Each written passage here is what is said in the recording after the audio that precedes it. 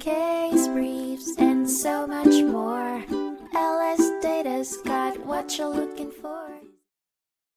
In a significant case that upheld the sanctity of United States public policy and legal procedures over a foreign court's judgment, Matusevitch v. Telnikoff, the United States District Court for the District of Columbia in 1995, sided with the plaintiff. The lawsuit revolved around a foreign libel judgment whose recognition and enforcement were sought without obtaining prior appropriate legal acknowledgement. A clear violation of the Uniform Foreign Money Judgments Recognition Act of 1962 and the Uniform Enforcement of Foreign Judgments Act of 1964. At the heart of this conflict was a controversial libel judgment from a British court. The defendant had filed this judgment while bypassing the necessary procedures to achieve its recognition in Maryland, a misstep that lay bare the defendant's unfamiliarity with American legal norms. The drama unfolded into a much larger legal tussle when the plaintiff decried that favoring the enforcement of this foreign judgment would infringe upon his First and 14th Amendment rights, pushing the stakes much higher.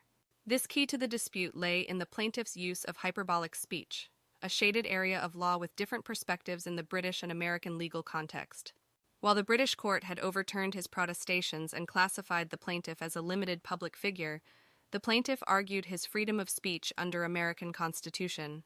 Leveraging the protection of the First Amendment, he contended that his exaggerated or hyperbolic speech aimed at portraying defendants' extremist viewpoint should not trigger legal action. The district court, ruling in favor of the plaintiff, highlighted critical flaws in the foreign judgment, including its failure to consider the context and to account for the intentions of the accused party. In a decisive move, the court granted summary judgment for the plaintiff.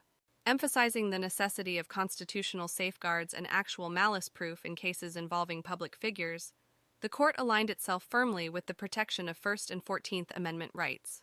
The defendant had not only failed to recognize the foreign judgment properly before filing, but had also overlooked that the enforcement of such a judgment would be at odds with U.S. public policy.